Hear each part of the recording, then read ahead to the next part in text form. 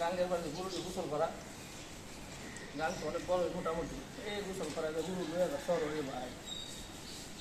দেখতে মনে করে সময় আর বাইক নাই গরু খালি সুন্দর কালার দেখো এই ময়লা ঢেকে গরুটা কি সুন্দর একটা কালার পানি দিয়ে বাঁচিয়ে